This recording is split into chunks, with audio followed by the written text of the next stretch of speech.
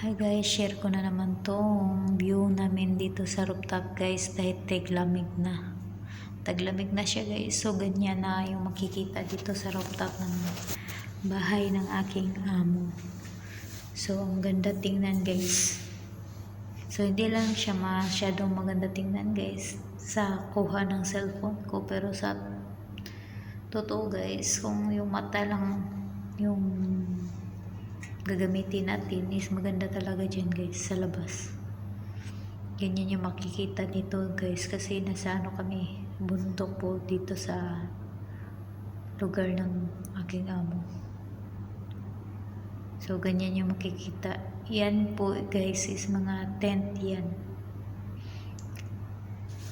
Ganyan yung ginagawa dito guys pag taglamig.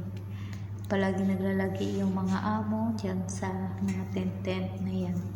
So kung kanino man yung mga tent pagandahan lang sila ng tent guys. So merong malalaki, meron din maliliit.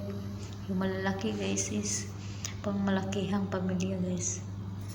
Pero sa aking amo guys is ano man yan, parang subdivision yung pinupost ko minsan guys, parang subdivision. Pero meron din kami ganyan guys, nandito lang sa tapat ng bahay ng aking amo. So kasi gusto nila ma-feel yung lamig ng panahon, so yan sila naglalagi, lalo na pag Huwebes at Biyernes. Yan naglalagi yung mga amo guys. Tapos may mga katiwala naman sila, may mga boy naman sila guys na mga lilinis. So ganyan lang guys dito pag taglamig. Ganyan kadalasan guys yung mga amo. Meron talaga mga ganyan, mga pamilya guys. So dyan sila nagchichikahan, dyan sila kumakain, parang nagpipiknik lang guys ba, parang nagka-camping lang ba.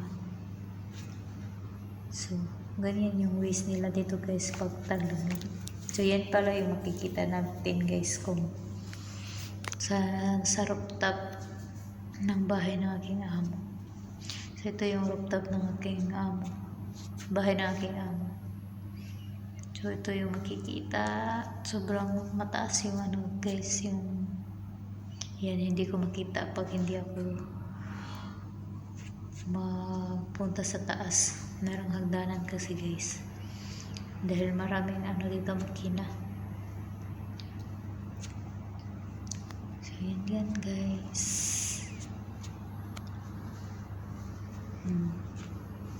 Malawak yung rooftop guys. So yan, dyan ako maakyat para makita ko yung view sa labas ng bahay. So salamat guys, yan lang.